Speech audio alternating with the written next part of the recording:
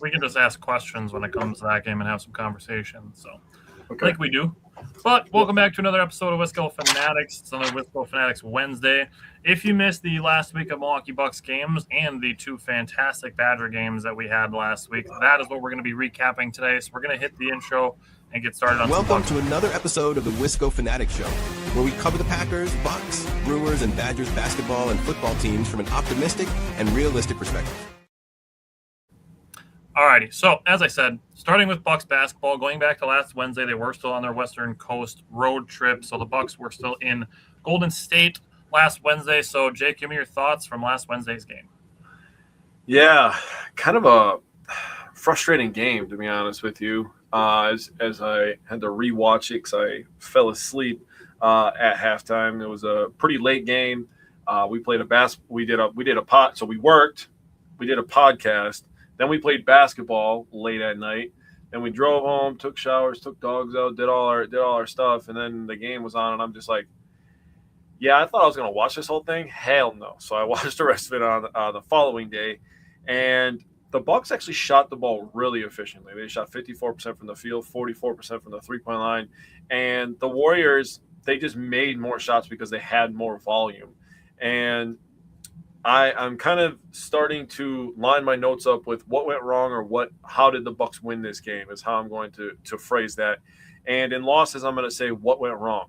So my three reasons for this one, what went wrong, is the Bucks lost to the Warriors because turnovers killed momentum. Every time I felt like the Bucks had an opportunity to, take momentum, I felt like they would have a turnover or a silly shot. I count bad forced shots as turnovers basically because it's like a live ball turnover. Like it does the same thing. It gives your opponent the opportunity to go in transition off of it.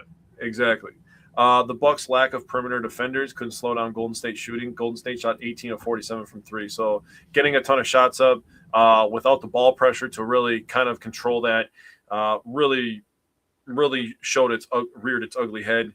And the Warriors controlled the pace. And I put Steph Curry in parentheses because Steph Curry really was the engine that controlled the pace in this one. The Bucks look out of rhythm all night trying to keep up with Steph. Steph he's obviously one of the best players of all time. Some argue he's the best point guard of all time, but something that goes a little bit unnoticed is maybe his ability to know when to speed the game up and when to slow the game down, the passes he makes, understanding foul situations, all that kind of stuff. Steph Curry was a puppeteer, I will say. He was in control all night long, and he really showed his value. 31 points, 7 rebounds, 6 assists for Steph Curry, and he was a massive plus 16 on the night. His shot making was just otherworldly, and like I said, he controlled the pace up and down the floor. And I went through some plus minuses on the Milwaukee Bucks, and two guys that really stood out, honestly. One was Gary Trent Jr., who took 7 shots, made 2 of them, and was a minus 11. And Kyle Kuzma, he was 5 for 7, 2 for 2 from 3, but he had 13 points, but he still ended the night a minus 13. So he was the worst on the team last Wednesday. Even though he was scoring the ball at a pretty efficient clip, he really didn't make the impact that we've seen him make before on defense. So looking for a bounce back performance from him going into the next game. And yeah. So there's another guy that I think is strongly in need of a bounce back, and it's AJ Green. And, we can get into what happens after this game. But this game really made me consider, we might need to take AJ Green out of the starting lineup just for, to get some more size into the lineup, whether you put Kuzma in there or you put Bobby Portis in there and you basically treat Giannis as a small forward. However you want to do it, just because AJ Green, he is giving effort on defense. So there's the other side of the coin of the argument that I'm making, and I'm not arguing this super strongly, just to give AJ, just some breathing room, basically, because he started this game 1 for 3. He did finish 3 for 6, so that's good. That's 50%. But up to this game, the last 6 games since Giannis came back, AJ Green is 12 of 43 on threes. That's 27.9%. Mm-hmm. That's about 10 to 12% below where you would expect AJ Green to be. And when he's playing as a catch and shoot, shooting wide open, you expect him almost to be even closer to 45%. So you're talking 15 to 18% below where you expect him. Mm-hmm. And that's, again, it's a 6-game sample size. Maybe next week or the following week, we get to the last week of January, we revisit this conversation, and he's back up kind of where you expect him. Mm-hmm. This game specifically, the Bucks and the Warriors, they have been two of the worst treated teams by refs. I would say the three teams that have the worst ref treatment would be the Bucks, the Warriors, and the Celtics. But that being the case, Steph got a pretty soft foul call early in the game. Draymond Green is allowed to have two arms extended into Giannis and push it as much as he wants, whether he has the ball or not. And also, Draymond gets to just chop down on Giannis's arms, and they don't even look at it. So what does that matter? That they don't even go and look at it, and now we're just letting people hack Giannis all they want. Like, what are we doing here? And then you don't even go and look at it. And Draymond did not go for the ball on that play either. No. Which is the thing that bothers me about it. Like, you want a hard foul, fine. But at least make it about basketball and not just the fact that you're trying to smack the shit out of somebody just because you don't want them to score. Mm-hmm. So that's that. Then a couple plays later, a couple minutes later, Kevin Porter Jr. gets teed up for arguing that the Bucks aren't getting the same calls that the Warriors are getting on the other end. And then later on, Kevin Porter Jr. gets elbowed in the face, and there's no call. So, unfortunately, I feel like Kevin Porter Jr. has taken A.J. Green's place as getting the worst whistle in the NBA, and it's not defensively, it's offensively. Kevin Porter Jr. is not getting enough foul calls for a guy who plays as downhill as he does. Facts. He does once in a great while, like once out of every 5 or 6 games, he has a game where he shoots like 8 free throws. But then there's other games where he shoots like 2. It's like, for a guy that has his ball in his hands as often as he does, and as much as he plays downhill, there's no way he should be shooting less than 5 or 6 free throws a game. I'd agree. Now, to the controllable stuff, the Bucks, you can't give second chance opportunities to Stephen Curry. Yeah. You can't do it. The Warriors scored 22 second chance points. 7 of those came to Steph Curry. And again, if you take Steph away out of that, you put him at 15. That's where I want the Bucks to be. Under 15. Keep it under 15. They did allow 15 points off turnovers, which is fine. That's the league, around the league average is 15 points off turnovers, fine. But 8 of them came in the second quarter where the Bucks dug themselves a hole. All of their losses, they dig themselves a hole at some point in the game that becomes like they made a comeback attempt in this game and it just ended up being too late. So yeah, you look at it and they lost by 7. It's like, oh, it's a close game. It wasn't for 2.5 quarters. Yep. Then you look at the Bucks. Comparing the second chance points and the points off turnovers, the Warriors had 22 second chance points. The Bucks had 4. The Warriors had 15 points off turnovers. The Bucks had 8. The Bucks had 8 points off turnovers for the entire game that the Warriors had in the second quarter.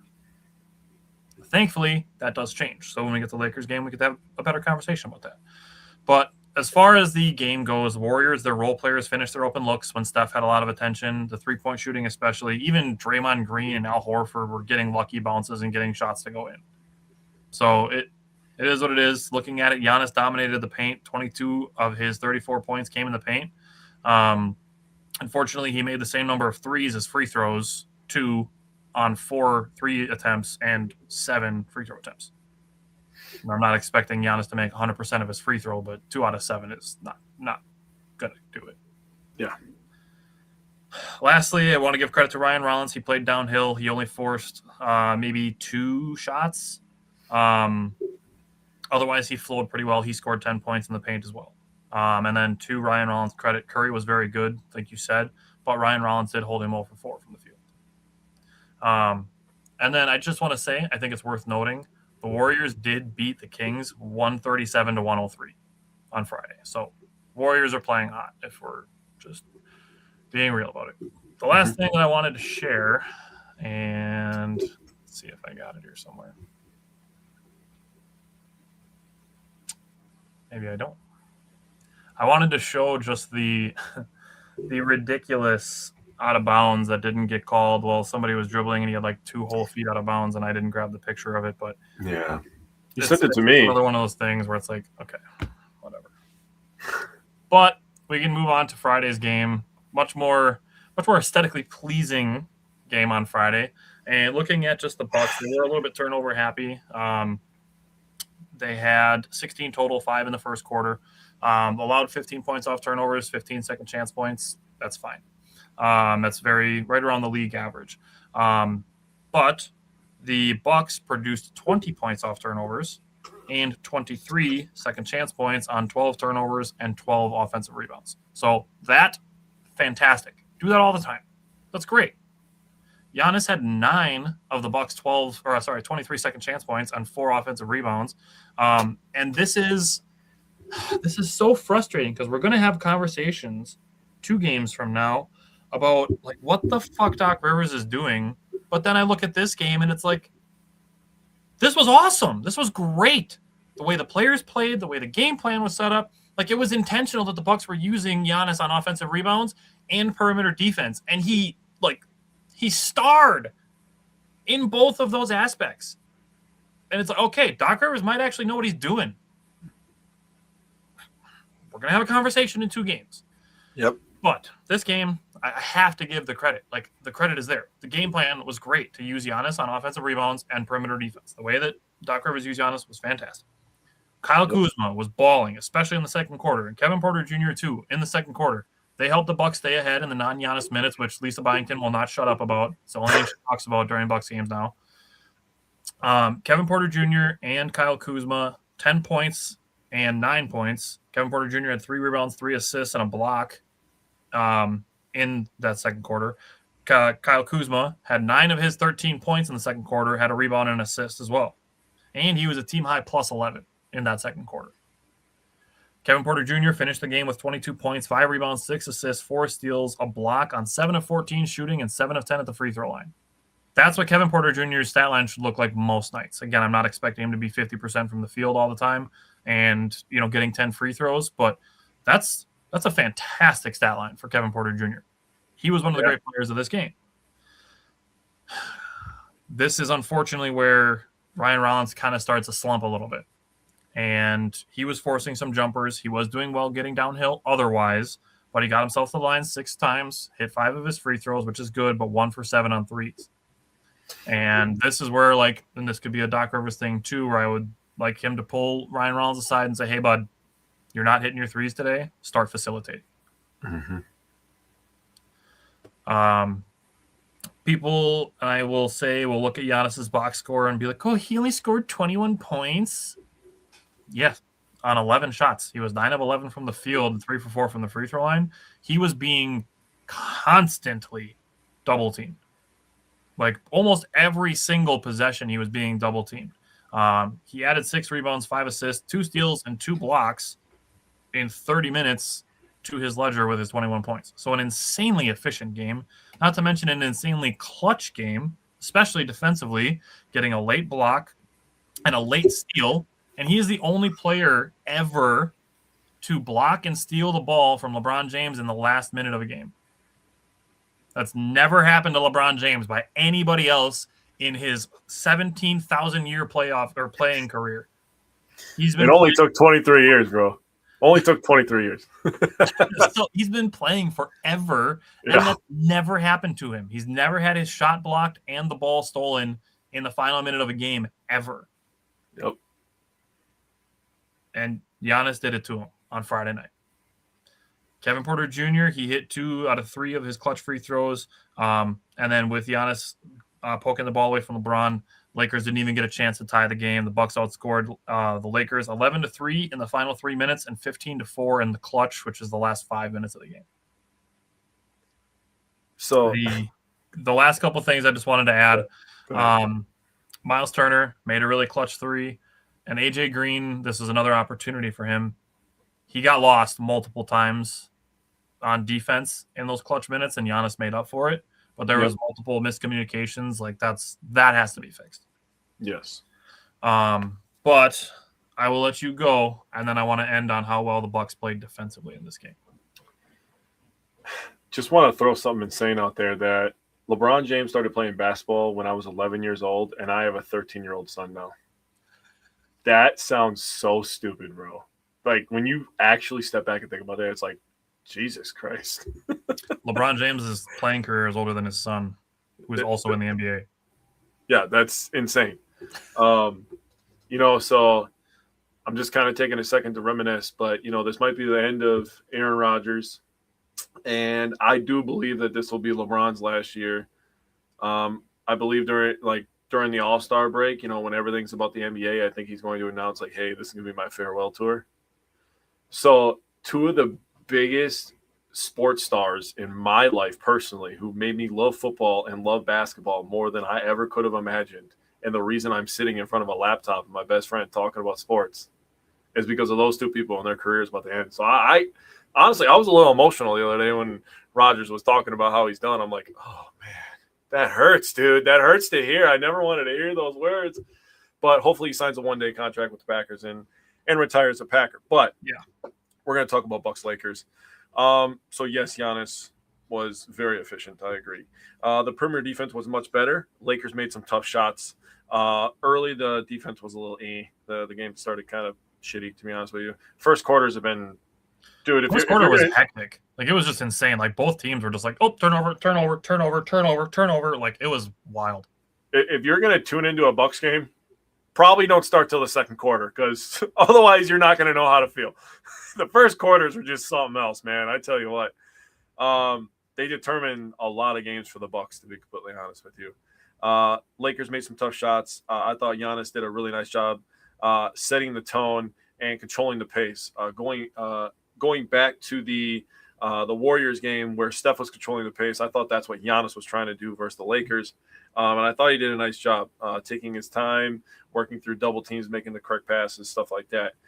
They closed this game out on defense. And I'm just going to tell you right now before I say this last part, I take my notes immediately after games.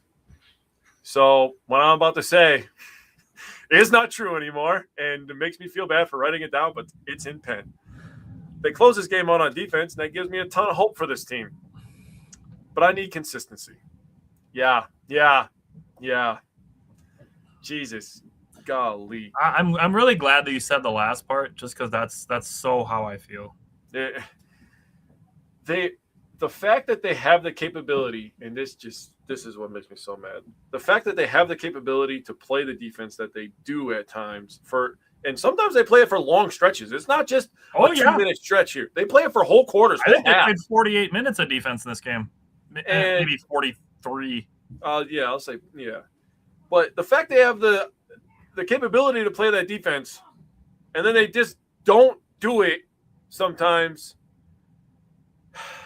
I'm getting a little bit ahead of myself. Like you said, we're going to have a conversation in a couple games, but strongly something we were talking about with trades today is I strongly feel that after reviewing my notes before we started the show. Let me just tell you how good the defense was, and then we'll move on. I have some clutch defense stuff I want to talk about first. Some clutch final 5-minute stuff before we move on here. So I'll let you finish. So at the 5:09 mark, Luka made an 8-foot fadeaway to give the Lakers a 94-90 lead, right? I went through the shooting splits. The Bucks were really good at defense. The Lakers shot 3 for 9 in the final 5 minutes. And I included that 5:09 because they call that clutch time in the NBA is the final 5 minutes. Yep. LeBron went 1 for 4. He made 2 for 2 from the free throw line. Luka went 1 for 4. So you have those two superstars over there in LA, and they combined to go 2 for 8. Obviously, it was Jake LaRavia when AJ Green flew by. Exactly. That's the other clutch defense that I'm talking about. I have that in my notes. That is the other shot. That's the only other shot they made. So for the Bucks, you would think, right, like, oh, Giannis has got to be carrying them on offense and defense. Actually, he was really just a one-man wrecking crew on defense, to be honest with you. Yeah. Looking at the offense, Portis made a layup with 4:50. Porter Jr. made a layup with 2 minutes to go, off a pass from Giannis, by the way. And Turner made a corner 3 with 1:36. So there's 7 of your points. The other 8 points that the Bucks scored in the final 5 minutes were all from the free throw line. Porter Jr. 2 for 2, and then he made 2 for 3 when he fouled out Luka. And then Rollins went 4 for 4 in the final 5 minutes. So both those guys making free throws, going 8 for 9 in the final 5 minutes. Porter Jr. making a layup. He was also the one that made the extra pass over to set up Portis's layup. So Porter Jr. had his hands all over this game on the offensive end, especially. And Giannis, obviously, we've said this a bunch of times, but that's why we both think that he's the best player in the league, because he can make this kind of impact on both ends of the floor. Now, shooting 9 of 11 is super efficient, but being able to close the game out with a block and a steal, that just speaks to his value, honestly. Yeah, and I mean, I'm not expecting him to continue, but he's making threes this year. He is. Like, don't tell anybody, but like Giannis is making his threes this year. Yeah. Don't tell Giannis either, because like I feel like if he finds out that he's making threes, then he's gonna stop doing it. But just to highlight how good the Bucks were defensively, LeBron was 0 for 2 versus Kyle Kuzma and Ryan Rollins. Luka was 0 for 2 with 2 turnovers against Giannis. He was 4 for 11 versus Kevin Porter Jr., which is fantastic. Kevin Porter Jr. guarded him for 6 minutes and 38 seconds. He was 4 for 11 when guarding him. In 29 seconds, Luka was 0 for 9 against Bobby Portis, and this goes to a point of something that I've said. If you get a big man switched onto you, you should be driving by him and not trying to shoot over him, and Luka doesn't have the speed to drive by anybody. So he was trying to shoot over Bobby Portis a lot. Bro, not having the speed, no disrespect. I mean this respectfully, but not having the speed to drive past Bobby Portis, who every once in a while just forgets that his feet are there on defense. He literally watches people go by sometimes. Literally insane to me. And then looking at it, Luka was minus 14 against the Bucks. The Bucks versus Luka, switching it out, were 8 of 14 from the field. And if you take out Ryan Rollins, who was 0 for 3, who had a bad game, the Bucks were 8 of 11 from the field against Luka. I literally wrote LOL in my notes next to that. Bro, Luka and Jokic are like the same player, bro. They are. Yeah. They're both a little bit slow. They both have crazy touch. They both have crazy ability to find players and be playmakers, but they suck ass on defense. Yep. Yeah. Lastly, some team numbers. The Bucks, in my opinion, played one of their better defensive games of the year, if not their best defending game of the year, holding the Lakers to 42.9% from the field, despite them being 15 of 36 on threes, which is 41.7%, which is actually really good. But that means the Bucks held them to 24 out of 55 on twos, which is 43.6%. The Los Angeles Lakers actually lead the NBA at 60.3% on twos. So that's a fantastic job by the Bucks. And to the field goal percentage as a whole, the Lakers are number 2 in the NBA at 49.6. Bucks held them to 42.9. And the Lakers are right around the league average at 115 points a game, but the Bucks held them to 101.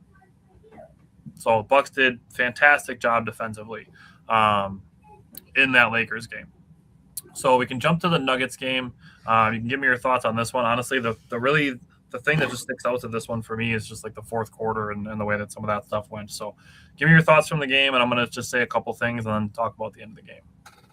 Yeah, so the main portion of my notes is actually the last 5 minutes and 45 seconds of this game. I went through the play-by-play because I was like, all right, I got to see what this looked like, how jumbled everything was. So overall, the Nuggets went 4 for 7 on shooting.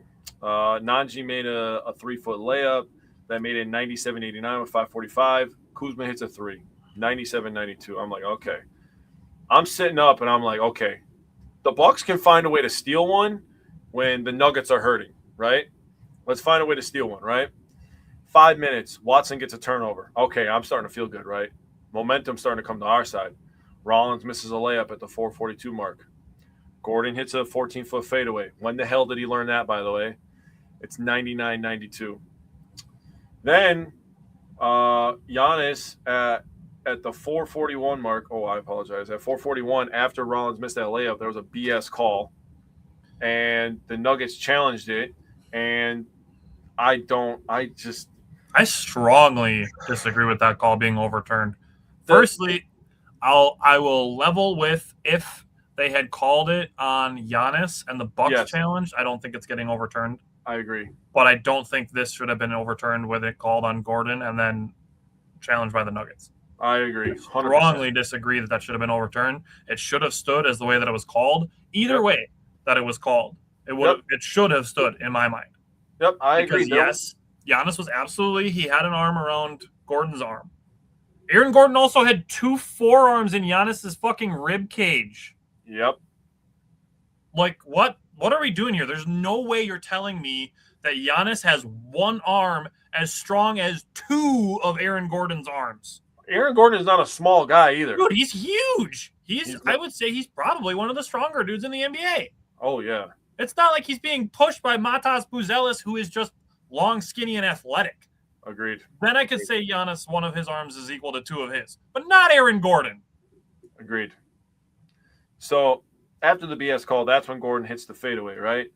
Well, then after that, Kevin Porter Jr. hits a 3. It's 99-95. I'm still like, okay, we got over one bullshit call. Let's see what goes on. Well, then Hardaway Jr. apparently decides to get in a goddamn time machine today. He hits a 3-pointer, making it 102-95. After that, at the 3:29 mark, AJ Green hits a 3-pointer, 102-98. We're right there. We are. It's turning into one of those games where if we get over the hump, I feel like we're going to win. So we're at 102-98. 3:07 mark, 22 seconds after that, Hardaway Jr. hits an 18-foot mid-range. Okay, is what it is. Then Giannis at the 2:48 mark hits a 15-foot turnaround jumper like he's freaking Kevin Garnett. It's 104-100. We're feeling good. You get to the 2:24 mark. Watson, who apparently was trying to keep the Bucks in this game or give the game to them at some point, went 1 for 2 from the free throw line. It's 105-102. The 2:11 mark, this is where this I don't know what happened to our brains. They Everybody went directly forgot into how our asses. basketball works. But Rollins misses a 3-pointer. Get to the 154 mark. Watson then turns the ball over. Like I said, he's trying to give the game to us. Literally 2 turnovers and misses a free throw in clutch time. I'm like, dude, this guy's trying to give the game to us. Take the damn game. Get to the 151 mark. 3 seconds after that, Giannis turns the ball over. After we get a gift turnover. Then at the 131 mark, Gordon misses a jumper. Rollins gets a layup, 105-102. At the 102 mark, they're trying to run clock, obviously. Gordon misses a 3. At the 52-second mark, Porter Jr. missed the layup. 34-second mark, Pickett missed the jumper. 25 seconds to 13 seconds was literally the most Looney Tunes shit I've ever seen in my entire life on a basketball court. I still, to this point, don't know what the hell that was. I rewatched it like 4 times, and I still just, like, I don't know what Kevin Porter Jr., Ryan Rollins, and AJ Green are thinking on that possession. No idea. Like, I can't make any sense of it. So Rollins misses a layup. We get the rebound. AJ Green forces up one of the silliest 3-pointers I've ever seen in my life. I don't know what that was. That's the shot you take when you have 3 seconds left, not 13 seconds. Yeah. And at that point, they didn't even have 13 seconds. They had like 18 seconds. Then Kevin Porter Jr. gets the because I don't remember if Rollins, I don't think Rollins' first shot touched the rim, or did it? Oh, no, I don't think it did. You're right. So they had I think it was 10, and then when Rollins shot another one from the corner, there was 4 or 5. Yeah. Well, Green shot that one. We get the rebound, and at that point is when I'm telling myself and everybody, they should have tried a reset. You should have tried to at least let Giannis touch the ball. Because if Giannis touches the ball, he pulls everybody in, you're getting an open shot. You're getting a higher quality shot than what they were putting up. At the very least, if they miss it, it's whatever. But your best player must touch the ball. Honestly, I wouldn't have cared if they got a goddamn layup. They didn't need a 3-pointer. But anyways, Rollins then gets a shot in the corner after he fumbled the ball and dribbled the ball for 2 seconds and still put it up and it missed. Well, then after that, Gordon makes 2 free throws. Kuzma makes a layup to cut it to 2. Gordon makes 2 more free throws, and Giannis forces up a 3 with 3 seconds left, and he missed it. That's the ball game. The 25 to 13 second mark absolutely lost the game for the Bucks. They lost all composure. They had no offensive identity. I have no idea what that was. That was horrible. It was terrible court and clock awareness by the guys on the floor. Yep. And the people that want to make this Doc Rivers fault, which I don't think is the case, this game to me is on the players. Yeah. Like, you have to have better court awareness than what they showed in those last 12 seconds of that stretch. Because this to me was their last complete offensive possession. So I'm considering this their last possession. Because the last two that they really had was one, Kuzma making a heads-up play to throw the ball off of Tim Hardaway Jr.'s back for a quick two, and then just the last shot chuck when they're down by 4 and a three-pointer doesn't matter. Yeah. So this is their last full possession. You just have to have better awareness. And the people that want to make it Doc Rivers' fault is, well, why didn't he call the timeout after the first rebound? Which he could have. But how often do you hear an announcer say that, okay, the ball stopped and now the other team gets to set up their defense? Things like that coming out of chaos often benefit the offense more than they benefit the defense because everybody gets lost. Mm-hmm. You're more likely to get AJ Green or Ryan Rollins lost because everybody's paying attention to where Giannis is and where the ball is. Yep. Versus, okay, yeah, we're calling a timeout. We have 10 seconds on the shot clock, and now everybody gets to set up their defense, and we know who's guarding who, and we're going to switch everything. Like, yeah, sure, you can get yourself reset, but it gives the other team the opportunity to get themselves set up too. Exactly. So I don't think this whole situation's on Doc at all. These guys need to get their shit together. Bro, you're talking about people on the floor, right? So Miles Turner, he was literally just in the NBA Finals last year. Giannis, one of the greatest players of all time. AJ Green, been in the league long enough to understand late game situations. Ryan Rollins is literally the only person I would give an excuse to that maybe he doesn't have enough experience in these end-of-game situations. Literally the only one. Kevin Porter Jr. has been in the league plenty long enough to understand these late-game situations. This makes no sense. No sense at all. Sorry, I was trying to read Connor's comment along with saying my own, but it's just this team is so frustrating, man. Consistency is the key, the buzzword for this team the rest of the season. Yeah. The other things that I had from this game was seeing guys struggle from the field. There were several guys that struggled. Kyle Kuzma was 5 of 13. He did make that heads-up play, like I said. Kevin Porter Jr. was 4 of 17, 1 for 6 from the three-point line. I think he definitely should have more foul calls than he got in this game because he was playing pretty aggressively and not like out of control aggressively, but he was playing aggressively. Ryan Reynolds was 1 for 9. The layup that you mentioned was his first and only points of the game, and they came in the last couple of minutes. He made some really bad decisions. Yeah, just really bad decisions. He did have a steal and 2 blocks on defense, but he needs some work. But the Bucks got to the free throw line 20 times. That's still below league average, and Giannis and Miles Turner had 18 of the 20. Mm-hmm. That's ridiculous. There's no way that the guys who struggled, who played downhill, didn't deserve more than 2 free throws combined. And one of those 2 free throws was Kevin Porter Jr. getting a transition take foul. That's bullshit. Yeah. There's no way you're telling me that those guys deserve 1 combined free throw. Ridiculous. That's what they're telling you, man. So we can go to the Bucks and the Timberwolves game, and this is where I'm going to bring up Connor's comment because, honestly, I really don't even want to say anything about this game. I just want to have some conversations. Yeah. So Connor's question was, do you guys honestly think the Bucks should move on from Doc Rivers? I know not much fans of firing coaches. In general, no, we're really not fans of firing coaches. But when it comes to last night's game, I mean, the Bucks are playing without Miles Turner. So I think there's something to be said for that. The Bucks need Miles Turner. He's the engine of one of the engines of their defense, and he does help the offense. He makes their spacing better. That's why I wanted him on the Bucks, because he makes their spacing better. Mm-hmm. But without Miles Turner, that shouldn't get you to a point where you get just absolutely embarrassed on both ends of the floor. This game was embarrassing. It really was. Because this game is really where it's like, okay, this is what everybody thinks of us all the time. We know better, but now we just put on display what everybody thinks of us. Yep.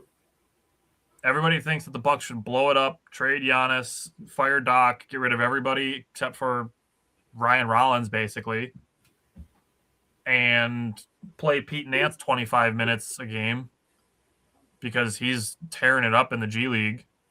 Yeah, Which, if the Bucks trade Bobby Portis, I mean, there might be some minutes there for Pete Nance, depending on who they trade him for. Yeah. But just an embarrassing game. I don't know what else you can say. And yes, we are the optimistic and realistic guys, and unfortunately, we have to be realistic about this. The first 4.5 minutes of the third quarter, the Bucks go on a 17-9, outscoring the Timberwolves, and that +8 cut the lead to 23. The Bucks were the meme last night of this guy hits a 3 and cuts the lead to 20. Yeah. So, I mean, I don't really have anything to say. There were just no stops to be had. The Timberwolves scored almost every single time. They had 52 points in 16 minutes. We were 4 minutes into the second quarter and they already had 52 points. Yeah. I took no end of game notes because I have nothing to say about this game. I hope this ends up becoming one of those games that we crumple up and throw over our shoulders, but there's something needs to be done. I know there's a lot of guys that are trade eligible as far as starting tomorrow, but just say what you want to say about this game and let's talk about what's next. All right. So I'm going to answer a few things. First things first, the Bucks absolutely got their ass whooped on both ends. There's no ifs, ands, or buts. Offense, terrible. Lack of detail was on full display. Defense, how in the hell, and I know Giannis talked about this too, how in the hell is Mike Conley Jr. at 38 years old beating you down the floor? Consistently, not just once or twice a quarter. It was every damn possession. Julius Randle, not exactly known for being a runner and gunner, beating you down the floor. That is directly on coaching. I wasn't a fire Doc guy because I never want to be one of those teams that just consistently is switching coaches, because that's what bad teams do. But the Bucks have done that over the last couple of years. And obviously makes my point, to be honest with you, they've been a bad team over the last couple of years. Now, injuries have derailed some things and made you think about potential of stuff. But when you go from the defense and the effort that they play with in LA, and then you lose a stinker, now you could chalk it up to bad shooting, chalk it up to bad decision-making towards the end of that game. You could chalk it up to a lot of things. You lose that game, you're like, okay, we got an opportunity. We're back home. We survived the West Coast road trip. Could have blamed the Nuggets game on altitude. Yeah, if they had won this one. Let's go home. Let's get a dub, and then we'll get right back on track. The lack of effort when players don't play hard, and I agree with Connor. Connor put it in the comments. Lack of effort falls on the coach. That to me as well falls on the coach. That to me is the first time when I watched that last night was like, they got to fire Doc. It's done. The experiment is done, and I still don't think that trading Giannis is the right move. I was actually going to ask you this question, but I'm going to wait until I finish my point. I still don't think trading Giannis is the move. I still think that trading Bobby Portis and trying to get a wing defender is the right move. But there is a couple of coaches out there, and we talked about it with Trage today in our little text thread, that directly had teams that played hard for them. One, I'm going to name him. One, Taylor Jenkins. No matter what you think about what happened between him and John Morant, he had Memphis playing tough. John Morant also very well could have been the problem. John Morant is the problem, continues to be the problem. The dude is in his prime and doesn't know how to stay out of trouble. I would say the Grizzlies are willing to trade him for salary filler. If that guy they would literally ever just want to match salary, they just want to be up, done. He could be so stupidly rich if he shuts up. Honestly. And his dad, too. Jesus Christ. Obviously, you know where he got it from. Then you got another guy that you named, Mike Malone. Now, again, no matter what you feel about him, he had the Nuggets playing hard, playing defense. Won him a championship. Grinding out possessions on both ends of the floor. I am so sick and tired. Nothing makes me more sick to my stomach than when I have to deal with all this bullshit outside of the sports world. And then I come to the sports world, and my teams don't even give effort. They don't run back on defense. They don't box out. What the hell, man? I don't really like making this comparison, but you're getting paid $14 million to box out. Box a goddamn guy out, dude. How's that so hard? I'm about to do that shit for free. Get the hell out of here with that crap. And Giannis is 100% correct that he has to be better. And maybe his voice, people aren't listening to his voice. Maybe they're tired of it. It doesn't matter.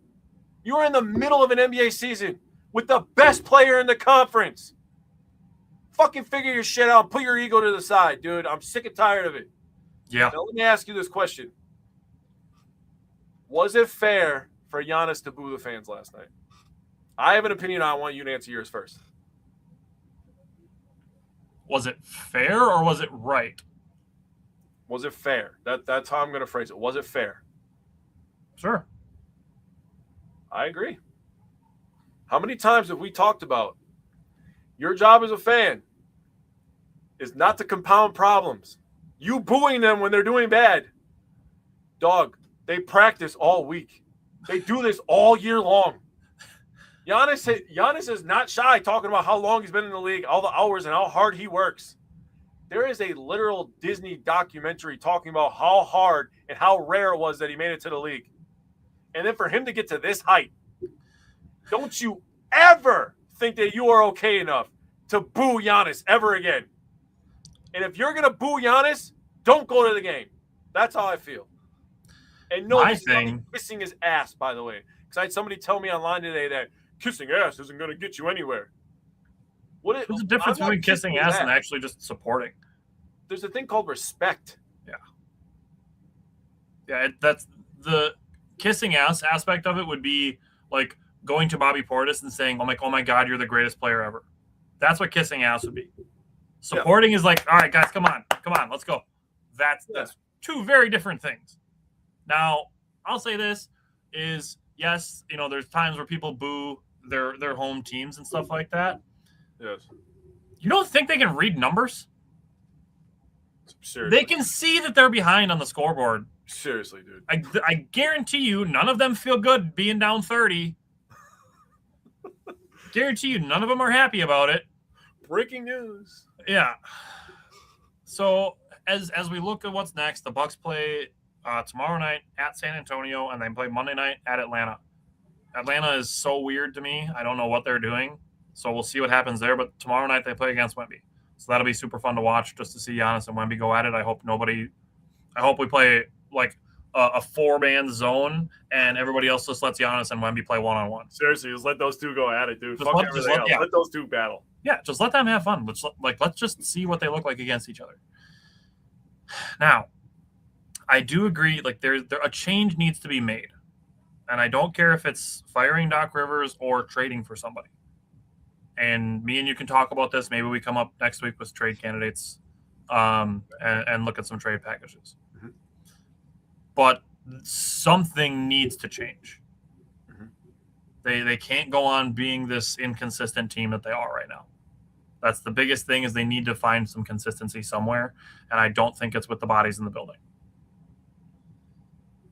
Don't disagree. All right.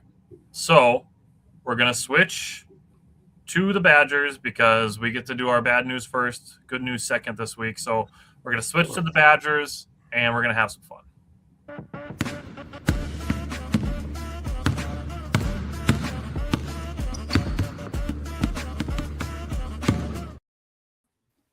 All right, Mike, welcome back. So we're switching to the Badgers now, which is great. Saturday, Badgers at Michigan. We're like, oh, damn. All right, we got a tough game. We were talking about, all right, if we just keep it close against Michigan, but their bigs are in a pretty advantageous position, especially if the Badgers are going to be playing without Austin Rapp. So, Mike, start with the guards. Let's talk Badgers and Michigan. Yeah, this was definitely, I'll be the first to admit, when we talked literally at the end of last week's show, I kind of penciled this one off as in this will be a probable loss. I'll be the first to admit that. But then we developed some stones over this past weekend, so I was glad to see that. Obviously, you can highlight 2 to 3 other guys that you guys will definitely be talking about in a little bit, but Nick Boyd, I'm actually going to argue that this was his best game all year. Now, I will get into that. Number one, played 31 minutes, scored 22 points, 6 assists, 3 rebounds, 1 steal, 1 block. First call out, 0 turnovers, which is great. Second call out, 5 for 5 from the free throw line, which is great. The third call out, I really wanted to point out because he was doing his thing throughout the game. He was getting down to the paint on the block, getting most of his looks that he wanted for the most part. But the biggest call out I really wanted to make here is that all 6 of his assists were 3-pointers, all 6 of them. It started off with when he hit John Blackwell on the wing to get things going. And then obviously, he found, Alexis Bielawskis a few times. Jake's going to be talking about him shortly, but all 6 of his six assists ended up being 3-point shots right there. So that was a big part of, how I think we, got this game. His vision was better ultimately. And I talked about him missing out here and there sometimes, whether it's Andrew Rudy in the corner when he's, wide open, maybe he should make that extra pass. But no, this game, he made all the right looks for the most part, again, with the 0 turnovers. That's huge. And he was also being a vocal leader on the court too. When the Badgers we're down 14, in that first half, Greg Card calls a timeout, and there's a clip of Nick Boyd, getting the guys together saying, hey, we got this. Don't worry about it. Worry about the next possession, right? So not only with his stat line was showing up, his leadership was also showing up in some regard too. So, and obviously he had some excellent plays. There was a clip when he literally dribbled cross court the full length through all 5 Michigan defenders and got that layup, which was freaking insane. But no, it was a great game by Boyd. And again, I think ultimately this was his best game all year. So he did a great job getting downhill, especially in the second half. So I wanted to give him credit for that. Yeah. And like I mentioned, he was getting most of his looks that he wanted, I think, for the most part, against a very, very good Michigan team, who I personally think is better than Purdue. I think they're the best team in the conference. I know that's up for debate. That's for Nebraska. They play each other in a week and a half, I want to say. Yep. I was looking at the schedule today. I'm like, okay, cool. I think it's at Michigan too. It is. It is. That's going to be a big game. But, yeah, then so great game by Nick Boyd. Jack Janicki, he got 10 minutes this game. He scored 2 points off of it was like a dunk-ish layup type deal off of a – I give him a dunk for that one. Yeah, so that was pretty cool to see. But, yeah, 2 rebounds, 1 turnover. So you guys know how I feel about the playing time disparity, who I think should be out there a little more. But that's another conversation for another time. And Zach Kinzinger went out there for 2 minutes, basically went in for a couple possessions for Nick Boyd, didn't do too much. But, no, I wanted to really, at the end of this game, I really wanted to call out, this staff and even Greg Gard in particular. This is the 15th top 10 win for Coach Gard since he's, been at the Realm.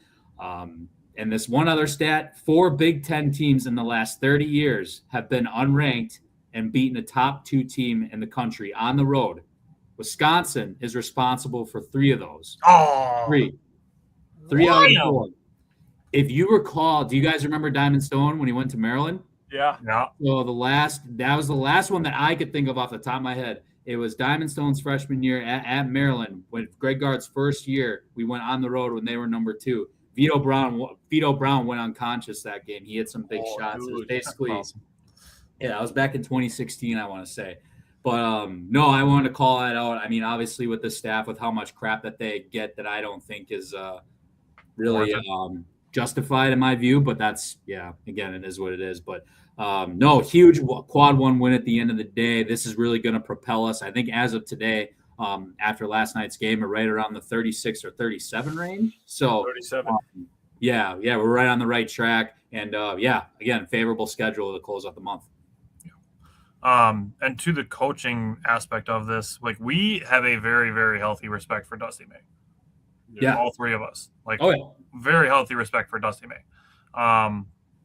That said, the 12-6 Badgers beat number 2 Michigan on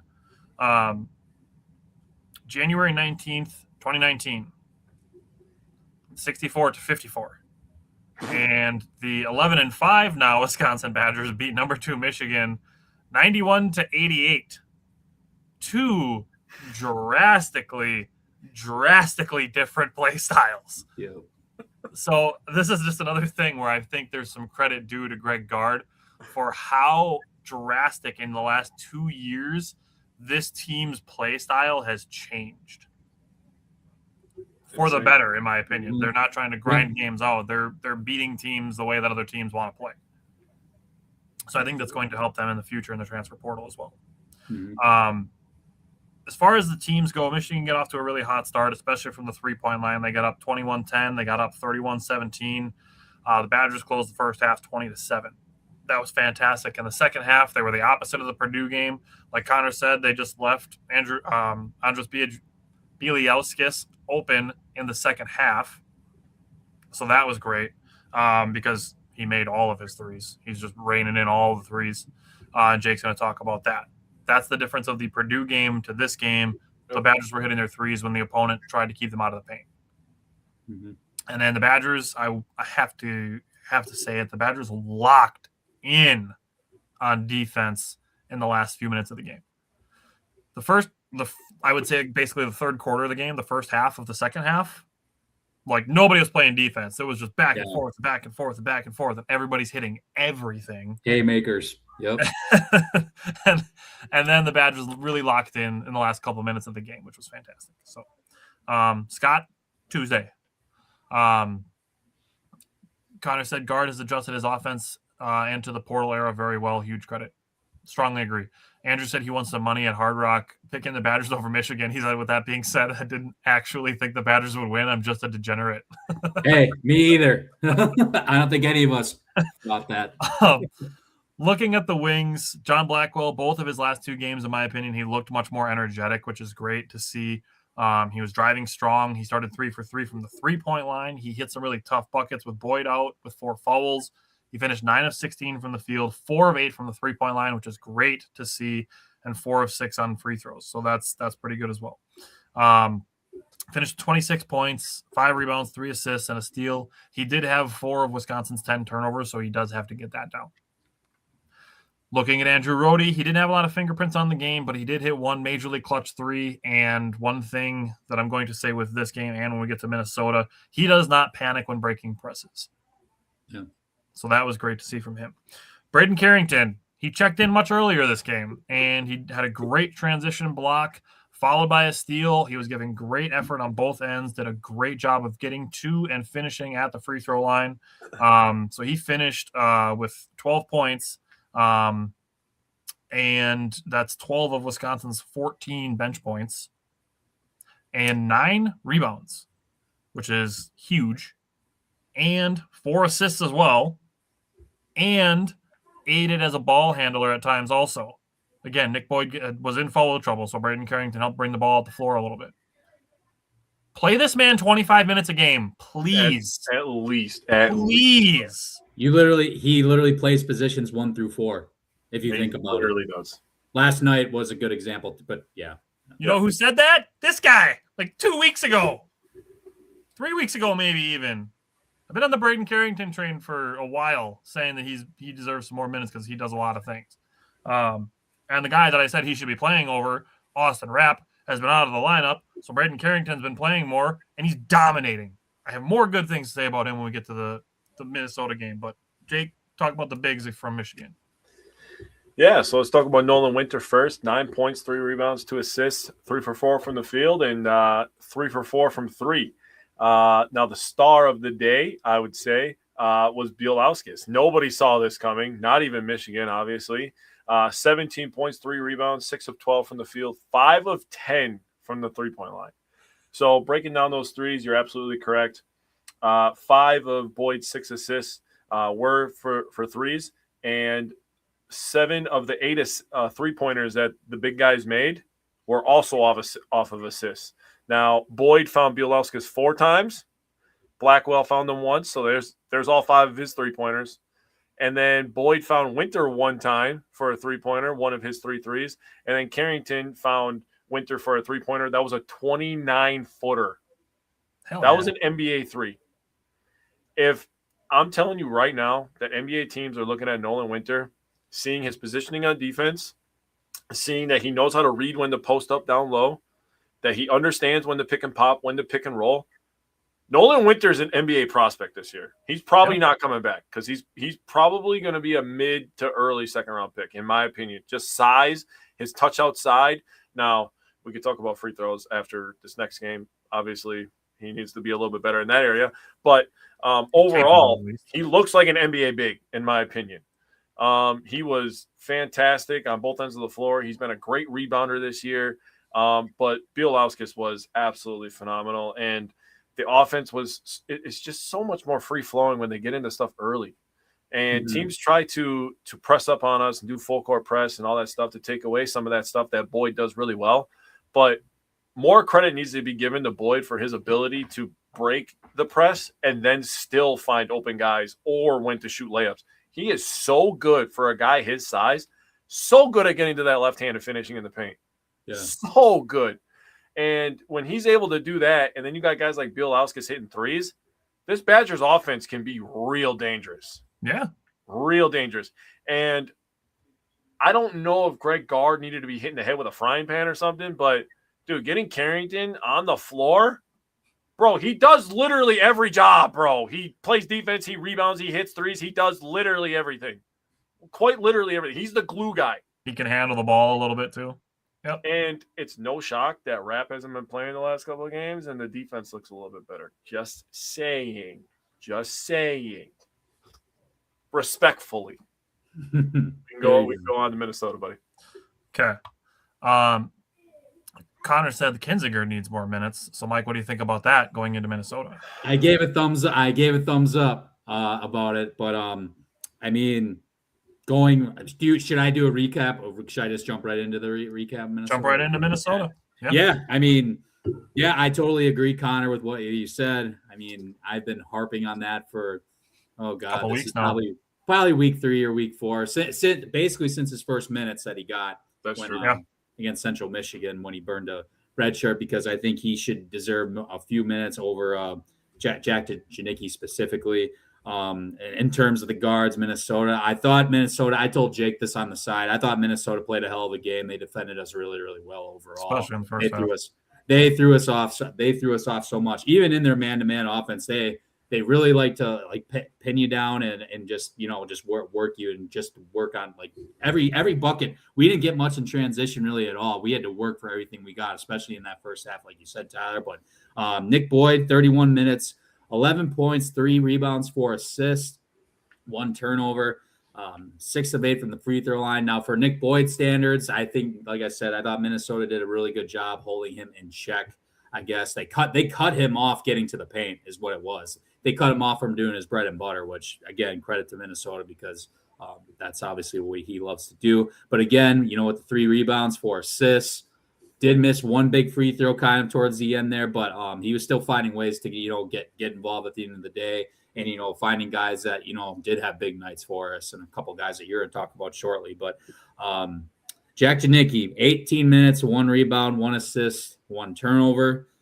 Again, I don't see why we can't play a guy like Kinzinger, who has obviously shown he's got the vision. He's an extra ball handler as well, whether it's coming in for Nick Boyd or Jack Janicki, or like I said, I think playing Kinzinger and Nick Boyd could potentially be great at some point this season. But I trust Kinzinger as a shooter too.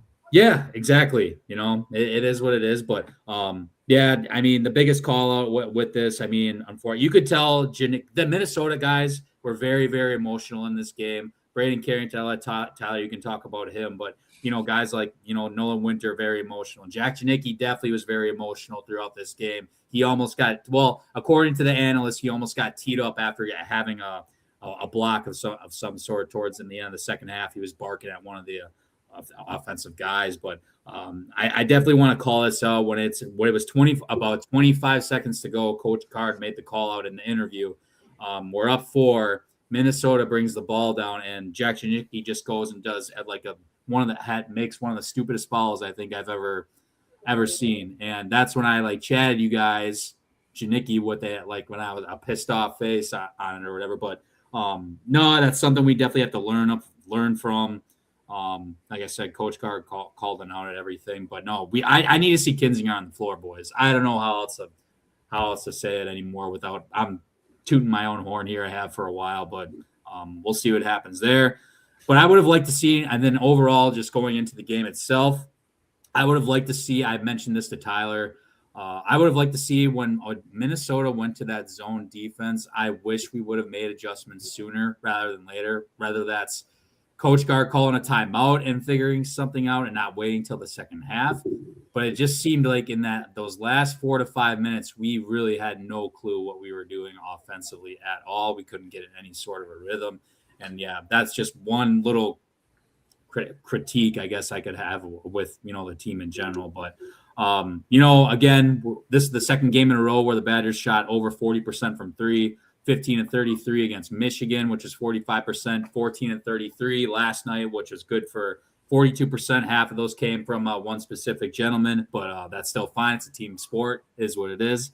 But this is also the second consecutive game where we overcame double digits. And on this podcast specifically, I've literally said multiple times, okay, especially in the beginning of the year, we get in these deficits. We didn't show any backbone at all. Now, since the new year started, we're starting to show that a little more, right? And you'd like to see that. And it seems like with some of Coach Gard's teams in the past, it has taken a little bit to get the engine going, so to speak. And I think we might have hit it in stride now. So great win for sure. I'm going to throw off 2 quick stats too to end my piece, but this is 10 wins in a row against Minnesota, by the way. You love to see that. Love to see it against your rival. They are a better team this year. Don't get me wrong. I think Nico, their new head coach, is going to have them up to speed on things probably by next season, if I had to guess. But the one more, this is a Greg Gard stat now. Since he took over in 2016, best Big Ten road records. Okay, number 4, Michigan, 45-51 at 46.9%. Number 3, Michigan State, 51-47, 52%. Wisconsin comes in at number 2, 52-47, nice, with 52.5%. Number 2 in the Big Ten since Greg Gard took over for road wins. Purdue. Number 1's Purdue. That's fine. 57-42, 57.6%. And again, people love to call for Greg Gard's head all the freaking time. How many times have we been on this show and we've literally we've talked about it? This is 10 years since Greg Gard started. Second best Big Ten road record. Second best. There's 18 teams in this freaking conference, okay? What else is there to say? That's what I'm going to end on. Yeah, that's a really great point. Yeah. And even to the point of the changes that we just talked about with them offensively, Greg Gard almost is a different coach than he was 3 years ago. Yeah.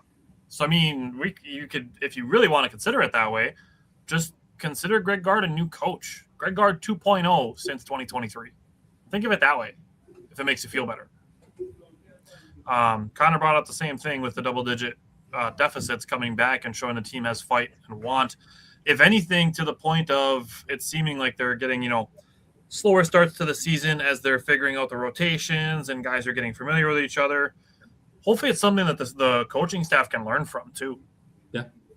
Seeing what they can do differently going into the 26-27 season on how they can get guys up to speed quicker and how they can get them acclimated quicker. So hopefully that's something they can learn from, is the kind of slowish start that they got off to.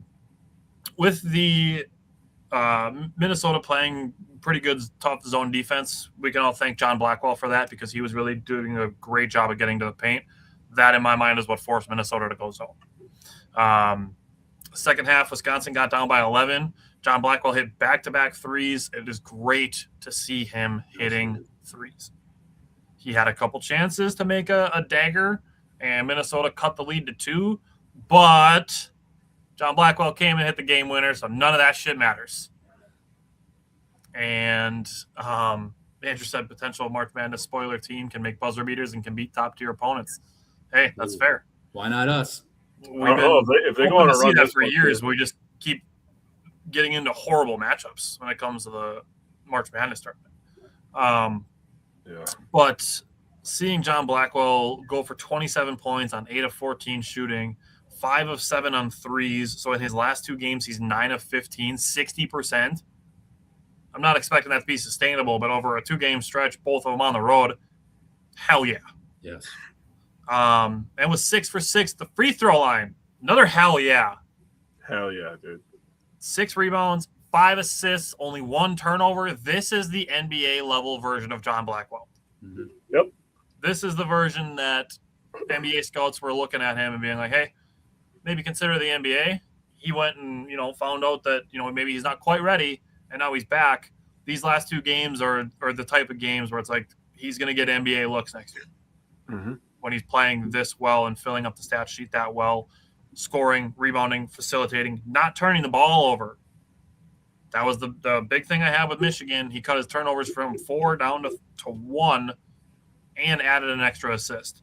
Or 2 extra assists, sorry. Fantastic week for John Blackwell. Andrew Rudy, again, kind of similar to the Michigan game, didn't have his fingerprints over the game a lot. He did take an awkward fall on his ankle late in the first half. But again, his experience and his poise are great assets to this team. Mm-hmm. So while he's not going to be scoring a ton, not filling up the stat sheet, I do still think he should be rebounding a little bit more. Filling up just 3 points, did have 4 assists. He's a guy that's going to be on the floor in late game situations because he is not a guy who will panic in any situation. He's got experience. He does not panic in late game situations. He is a level-headed player. He is a very smart player. So that's what's going to keep him on the floor versus his scoring. Now we can go to the man of the day, Braden Carrington, who had a career-high 21 points, and being back in Minnesota, getting booed in the first half. You're back at the team that he used to play for 2 years ago before he was at Tulsa last year. Gets in, back-to-back possessions, hits a 3, and then draws a charge. A couple minutes later, hits another 3, hits a deep 3 to tie the game at 24, hits a go-ahead 3 with just under 9 minutes left in the game. 2 more to cap a 14-0 run that gave the Badgers a 9-point lead at one point. Gets a huge block on the last second possession to kind of wrap this one up defensively. I'm at the point where I'm strongly considering if he should start over Andrew Rudy or Alexis Bieliauskas. Now, I get that Jake's going to talk about Bieliauskas, and he didn't have the greatest offensive game in this game, but I do understand the need to have 2 true big men. And it might be kind of matchup dependent that you could start Braden Carrington at the 4. Not a super, cemented thing, but I think against the right matchups, they could do it. But I think there's a case to be made that he should be starting over Andrew Rudy. Let's say if the Badgers have a couple games where they get off to some slow starts offensively. Other than that, Andrew Rudy being the guy who's in there with Boyd and Blackwell and Bieliauskas and Winter, being out there with 4 guys who are capable of scoring. You might not need Carrington out there, and he can just be your 6th man. But he should absolutely be playing 25 minutes a game.